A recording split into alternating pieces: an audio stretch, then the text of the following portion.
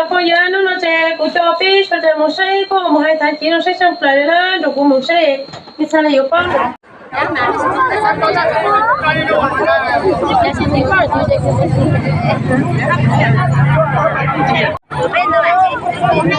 chỉ hải đó chỉ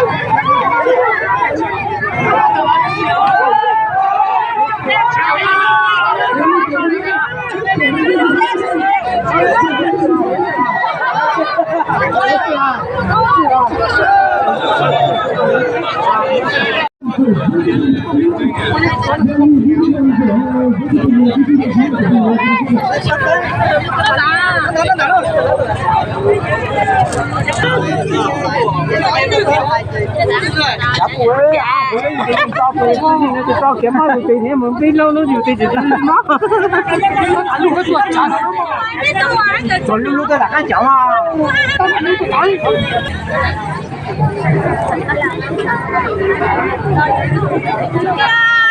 em lên sau đi em kéo được rồi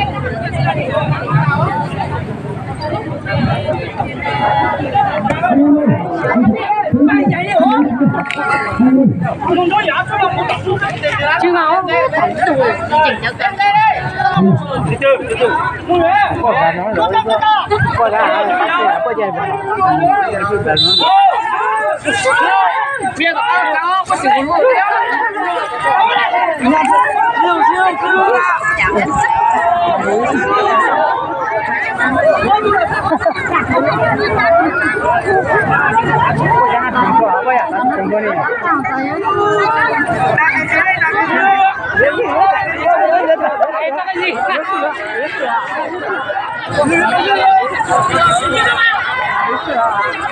没事啊，他也听到，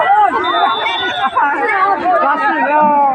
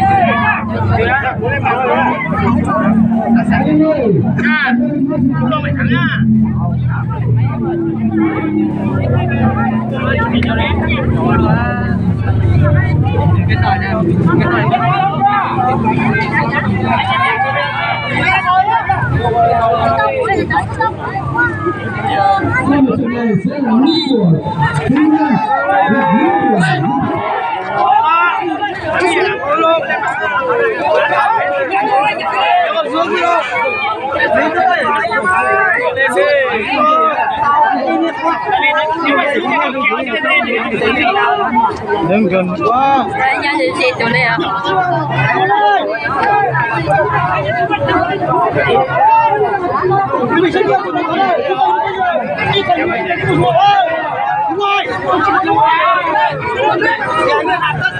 Chở luôn thế nào?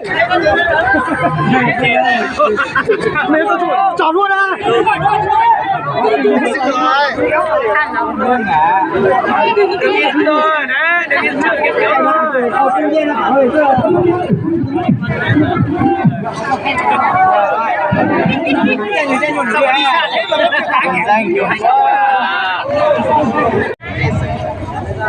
Son trường này sẽ là một núi của chính và nữ của những cấp.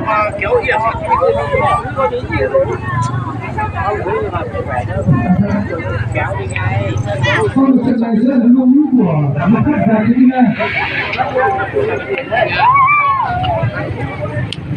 trời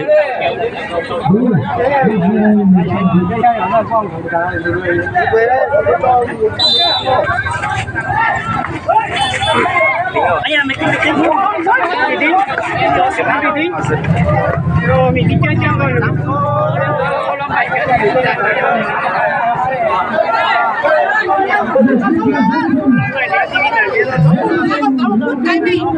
vận động viên Thái Lan cố lên, cố lại này, lên cố lên này.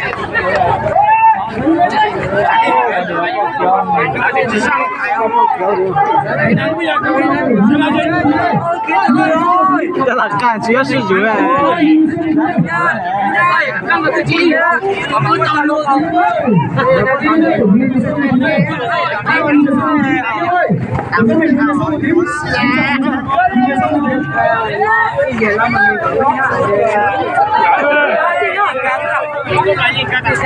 哎呀，看这就是乱，就乱的。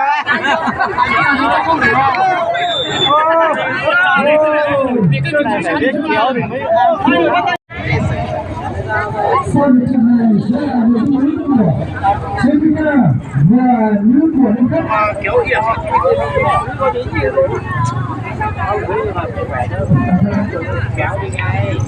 Con trường này sẽ là một núi của những cấp và chính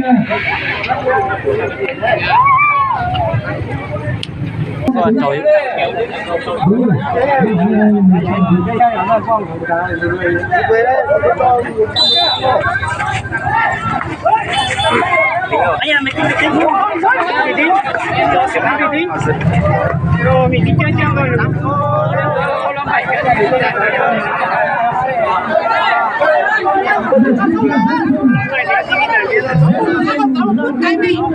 vận động viên Thái Lan cố lên, cố lại này, lên cố lên này.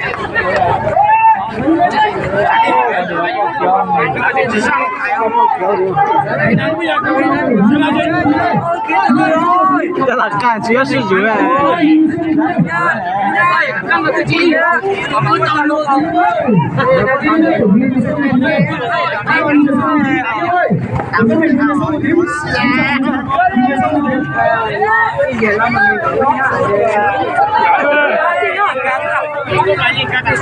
哎呀，看这就是乱，就乱的。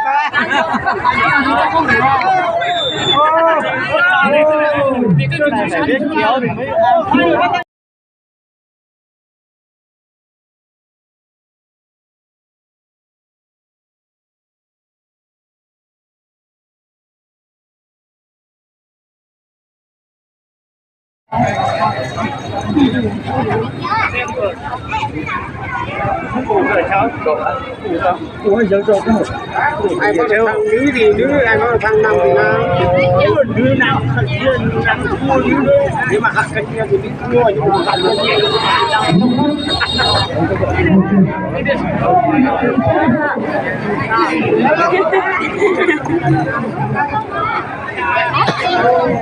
Lù rồi nó lên thì có gì?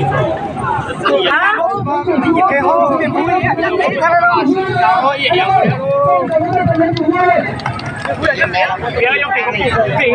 cao nên một cái là chưa làm được na cái cao đi你我得个看是少这个你几个几个你不是你说都干了你好我真的这来帮你整去整你嘛我打了我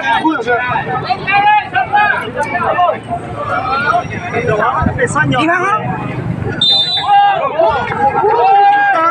đi mà chú ngang đặt khí luôn anh ơi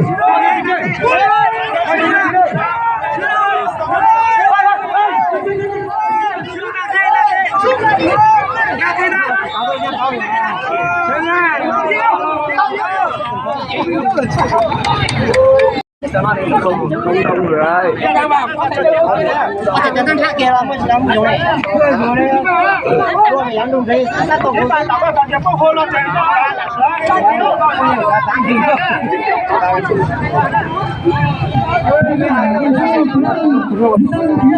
Bây giờ 28 rồi nữa.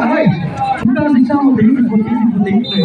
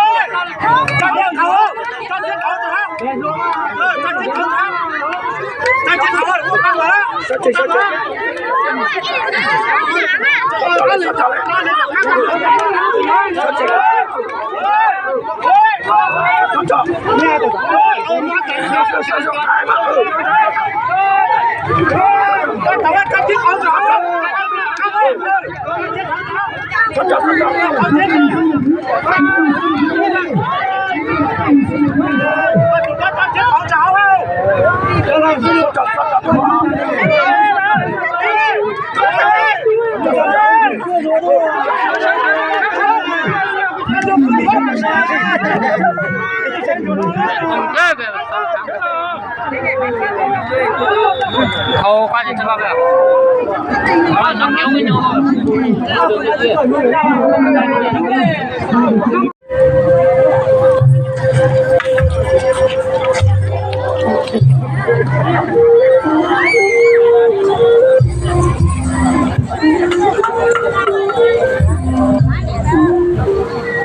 ví dụ như là ở đây là người ta gọi là cái sốt chi.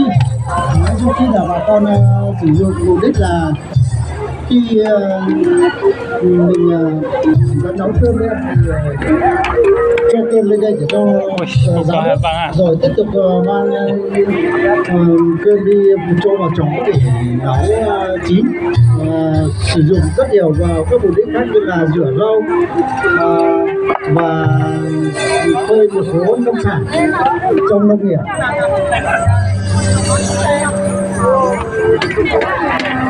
Đây là cái thóc tơi.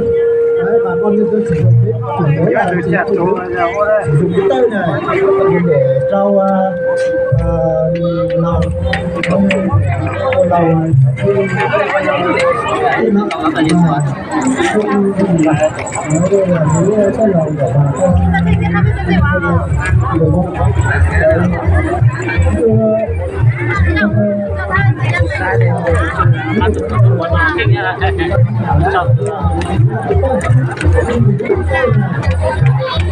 Có thể là dùng một số sản phẩm nông sản như rau hoa quả và những cái này chủ yếu là con nhân dân để những cái và mục đích cũng sử dụng để mà khi bà con hợp lý để thắp vào đây để cắm hương và cắm một số cho một số sản phẩm khác để khi mình thắp đặt cúng. Hôm nay xong lúc đến đây thì cũng mang theo một cái đây là cái này của cái này mục đích là dùng để không phải sàn gạo, dùng để sàn gạo, xin lỗi là dùng để phải gạo và dùng để phơi một số nông sản, làm được một số nông sản. Còn đây là cái sàn, và cái sàn này thì bà con nhân dân trước kia đã có từ rất lâu rồi, và cái sàn này là gắn bó với đời sống của bà con nhân dân.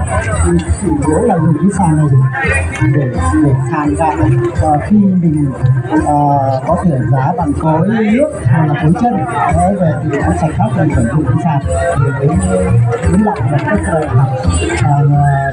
xạ hạt thấp để nấu cơm và có bây giờ nấu cơm làm cho gia đình. Và kính thưa quý khán giả là luôn xin kết quả thuyết trình được.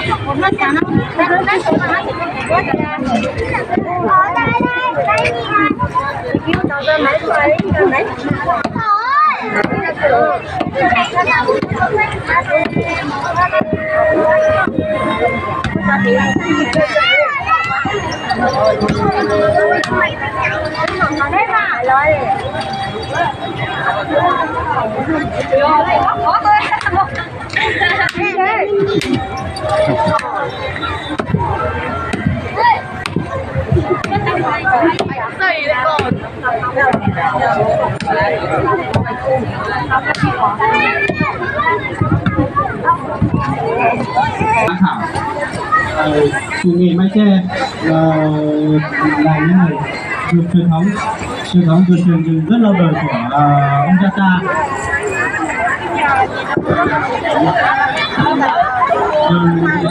Để ra được những sản phẩm như là cái rổ và cái cờ, cũng là cái này là sản phẩm được làm từ và tre tự nhiên nên rất an toàn cho sức khỏe con người.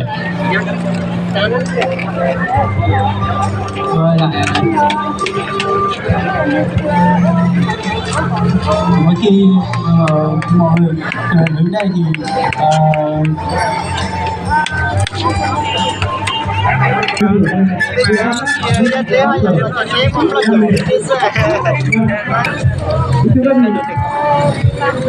để có những cái mệt được trước hết cái việc là chúng ta cùng chuẩn bị những nguyên liệu tốt đầy đủ chỉ như sau. Về nguyên liệu thì gồm 5 kê, một con dao, 2 cái kiềng bàn gỗ và một cái xiên bằng xương trâu hoặc xương bò. Về các bước việc về vấn đề là chúng ta có thể gồm 3 bước. Bước thứ nhất là bước chuẩn bị để lấy những khúc tre để chẻ vào những sợi tre mỏng bút điều từ 0,7 ta có thể lấy những sợi mỏng đó và bút điều. Bước thứ ba là bước đang chúng ta có thể lấy những sợi tre đó để đang lực lượng vòng lên để tấn. Bước thứ ba là cần nhiệt, chúng ta có thể lấy hai phi tre bút điều làm thành vòng tròn để ép vào nhau một tấm tre rồi lấy sợi may buộc chồng bình loạt để tạo ra những độ chắc bền cho cái mền. Lúc này các bước trên đã tạo thành một cái mền và có thể sử dụng trong sinh hoạt hàng ngày. Trên đây là phần thuyết trình về cái mệt của xã Mồ Dề. Đến đây là kết thúc. Xin chúc các vị đại biểu ban giám khảo một buổi trải nghiệm đạt được nhiều kết quả tốt nhất. Xin chân thành cảm ơn.